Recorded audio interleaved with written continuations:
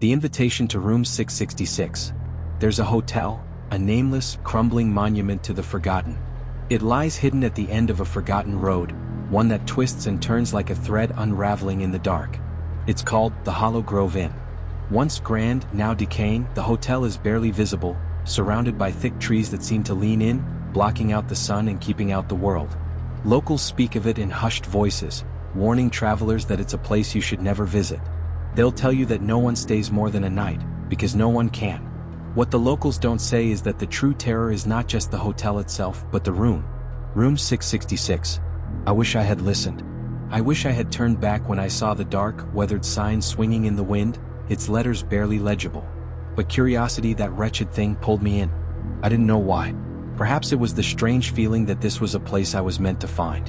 When I checked in, the receptionist's eyes never met mine. He just slid the key across the counter, his hands trembling. Room 666, he whispered, his voice hoarse. Don't go there. Don't ever go there. It's not safe. His eyes darted to the door as if the room itself was listening. But what choice did I have? I took the key and went upstairs. The halls of the hotel were narrow and seemed to stretch on forever. Paint peeled from the walls, and the air was heavy, thick with mildew and something far worse. A rancid, metallic scent that made my stomach twist. The further I went, the more I felt like something was watching me. When I reached the door to room 666, I almost couldn't touch the handle. My hand hovered over it for a moment, as if the very act of turning the knob would seal my fate. But I pushed the door open. The room was cold, colder than anything I'd ever felt. The air was still, but it felt suffocating, as if the room had been waiting for me, knowing I would come. The walls were lined with ancient wallpaper, peeling at the edges, revealing dark stains beneath. The bed was unmade, the sheets twisted in a grotesque mockery of sleep.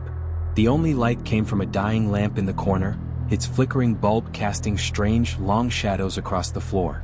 There was a smell, an overpowering stench of decay.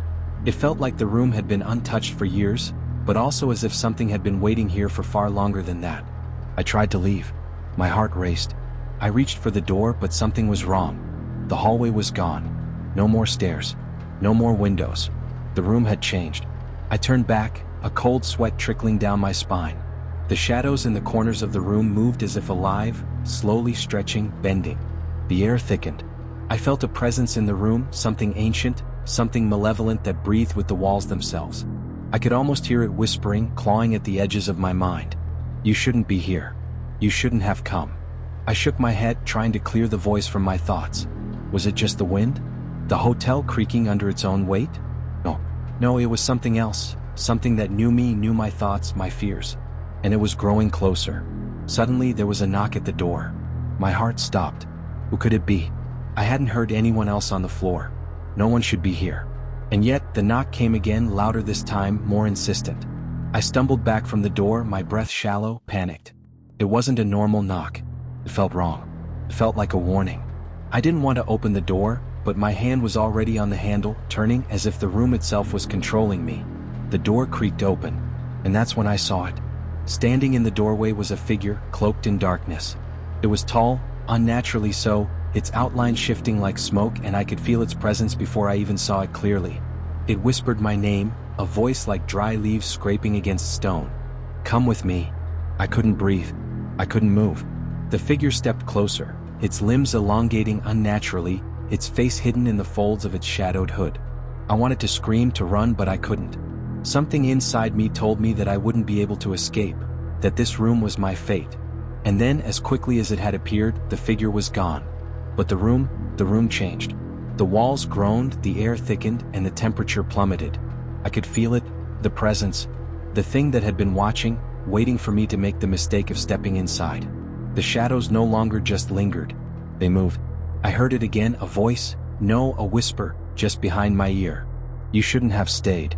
You shouldn't have come. Now you'll never leave. I turned, but there was nothing there. The room was empty, empty of everything but the presence. I stumbled back, my legs weak, my mind scrambling for an escape. But the door wouldn't open.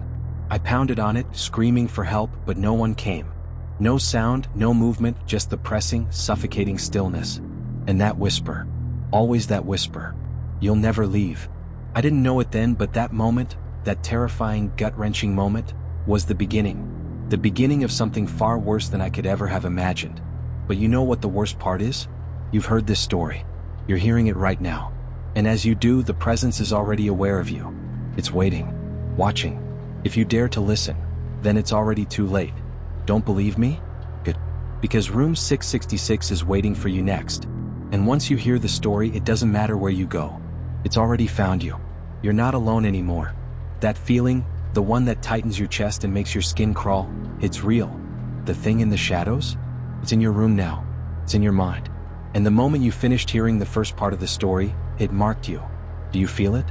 That cold weight on the back of your neck, the hairs on your arms standing at attention? It's listening to you. The nightmare is far from over. You know how the story ended in room 666, right? How the figure vanished into the air like a fading thought, leaving nothing but the lingering presence that suffocates everything. That was the first mistake, the first sign that it wasn't just a room anymore. It was a trap. But what happens when the walls begin to close in on you, when the air itself turns against you, when the place you thought you could escape from becomes part of you? That's the real terror, the part that will follow you even when the lights go out, even when you're alone in your own home. I thought I had escaped. I truly did. The morning after I entered room 666, I awoke, or I thought I did. The room was the same, but the air had changed. It was colder now, impossibly cold, like the room had absorbed every fear, every nightmare from the night before and made them part of the very fabric of its existence. The door was still locked. I tried to force it open again, but the handle wouldn't turn. It was like the door had grown fused to the frame, a part of the walls. But that wasn't the worst of it. As I backed away trying to find another way out, I saw something that made my stomach churn. A figure, tall and twisted just like the one from before, was standing in the corner of the room. Its form was darker than shadow itself, its features impossible to make out. It was as though the very fabric of reality bent around it, rippling with something vile. Its presence was overwhelming, and for a moment, I could have sworn it was smiling at me, grinning, its face a distortion of all things human, its eyes burning with an ancient hunger. And then it spoke. "You don't remember, do you?" The voice was rasping like dry leaves scratching against wood, and it sent an icy jolt of terror through my veins. It wasn't speaking to me as though it had known me, it was speaking to me as if it knew everything about me. It knew what I feared, what I wanted, what I had done. It was a voice that echoed deep within the recesses of my mind, not through my ears. "You are already here. The question is, how long will you stay?" It's strange how quickly the mind can bend to fear, how it can make you doubt what you see. For a brief, maddening second, I thought I could escape again, maybe by running, maybe by screaming. But something in the room shifted then. No, something moved, and my vision blurred. Suddenly, I wasn't in that room anymore. I was somewhere else, somewhere worse. I found myself in the same hotel, but it was no longer the crumbling inn I had once entered. It was alive, alive with an energy so vile, so unnatural that it felt as though the very walls were pulsing with it. The hotel stretched and twisted like an obscene parody of reality. Hallways twisted in impossible angles, doors opened into nothingness, stairways led into other worlds. The hotel had become a labyrinth, a living, breathing thing that knew how to feed on the fear of its inhabitants. But I knew the worst was yet to come. I could hear the whispers again. They were all around me, crawling through the walls, slipping under the door. They were getting closer. I ran. I ran through the corridors, desperately trying to escape, but it was useless. The hotel didn't let you leave. I reached a door, one I didn't remember seeing before. My pulse raced as I opened it, forced it open, and found myself back in room 666. The walls pulsed with a terrible, throbbing energy as if the room itself was alive. And there it was, the figure. It was waiting for me. This time, though, it was different. It wasn't standing in the corner anymore. It was right in front of me, its presence so overwhelming that I felt my legs tremble beneath me. "You should have listened," it rasped. "You shouldn't have come. Now you'll never leave. None of you ever do." The thing reached out, its hand a shifting blur of darkness and jagged edges, like something that didn't belong in this world. I tried to scream, but my voice was caught in my throat. The last thing I saw was its hand closing around me, suffocating me in that impossible, endless darkness. When I woke up, I was still in the hotel. Room 666. But it was different now. The room had changed, become more oppressive, more suffocating. It no longer resembled anything familiar. There were no windows, no doors. Just darkness and cold. But I remembered something. It's not over. You thought it was. But the nightmare continues. And you've already invited it into your life.